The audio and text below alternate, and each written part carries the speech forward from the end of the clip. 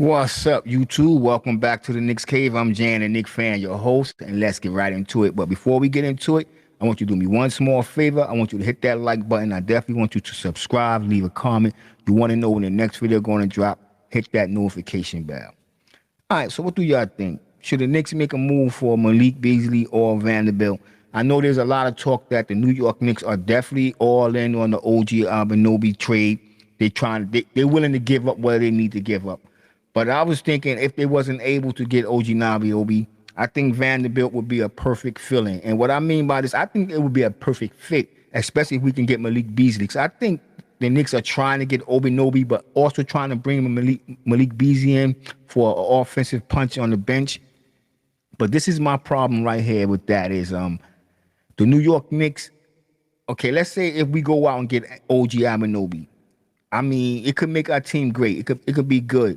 But what do it do for the bench? We would still have a problem on the bench, scoring, defensive wise and scoring wise. I mean, quickly is a spark, and he's fast, becoming a talk of the NBA. A lot of teams are making push for quickly.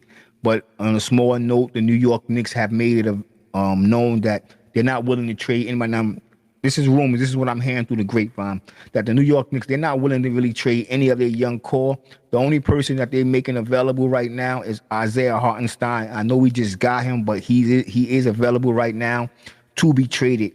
And that would be a good move. But let's get back to what I'm talking about right now. And like I said, I know a lot of y'all, a lot of us are kind of giddy with the idea of bringing OG Anunoby over.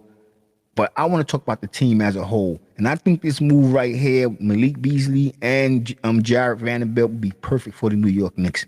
Number one, they already played together. They'll be coming in as a combo, a team, because, you know, they're going to be the new guys on the scene. So they're going to be gelling. They're already coming from Utah. I think Utah have good chemistry. So with that being said, this will make our bench much stronger. Because I'm going to be honest with you, I like the starting. I like the New York Knicks starters. We got what we got. Mitchell's in there. We got good defense. We got a beast in Randall. Let's be honest. I'm not saying he's going to continue this for the remainder of his career of the New York Knicks, but the way he's playing and the way we've seen him play in the past, we do know what Julius Randle is capable of. And when he's not having them mind farts or whatever you want to call it, mental breakdowns, Julius Randle is one of the best power forwards in the league. Now, we acquired Brunson. Brunson is everything the New York Knicks been wanting in the point guard for years. For years. Let's just be honest. For years. R.J. Barrett, we know what we get from him. He's a star in the making, hopefully. Grimes is that defensive specialist we've been missing. He just got to get more confidence. Like I said, he just got to get more shots. You know what I'm saying? Tibbs was talking about Grimes need to keep shooting, blah, blah, blah. But in reality, he just need more opportunity. And it's going to be hard with Julius Randle, Brunson, and Barrett taking up most of the shots. These guys are averaging 20 points per game. So you know these guys are taking damn near more than 20 shots per game some nights. But these two guys right here, I would take over Anunoby. And the reason I'm saying, because this will help our bench tremendously. We know what type of player MALIK Beasley is. He's streaky at times, but he can give you at least 14 points off the bench on a nightly basis. Since he's been in the league just 5 years, he had averaging double digits.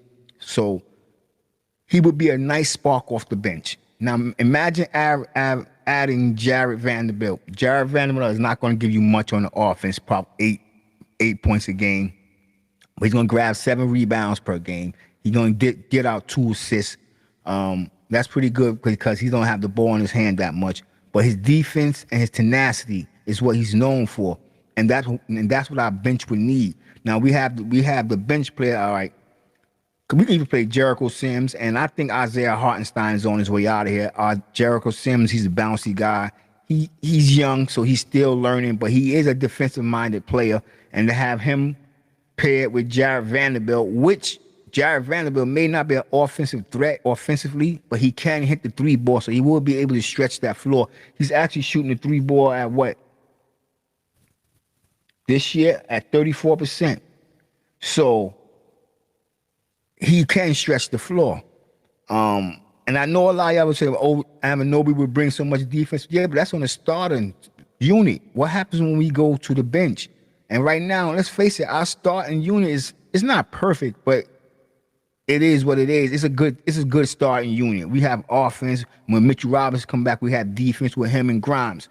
But with Jarred Vanderbilt and Malik Beasley, we got the offense and we got the defense that we need on the bench. Pairing that up with Emmanuel Quickly, Obi Toppin, or even Jericho Sims. I mean, this is the bench will be more defensive minded, especially with my man.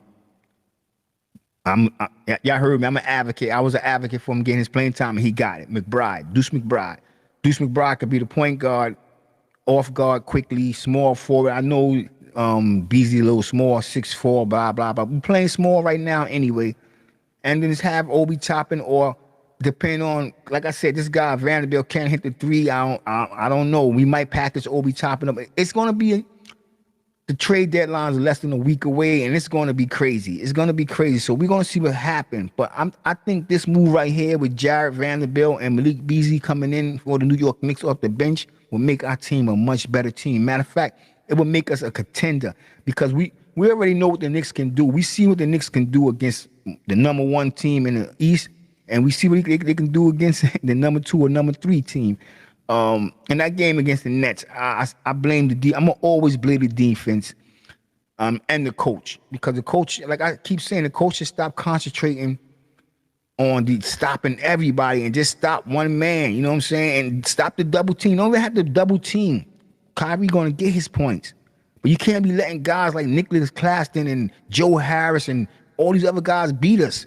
And this is where Coach Tibbs fails as a coach, not knowing how to draw up great defensive schemes. And he's known for his defensive plays, but that's old school. I'm just gonna say that. But like I said, this guy Jarred Vanderbilt, Malik Beasley, they would make our team much better on coming off the bench, period. Let me know what y'all think in the comments section. And with that being said, I want everybody to stay safe, stay healthy, God bless, and peace.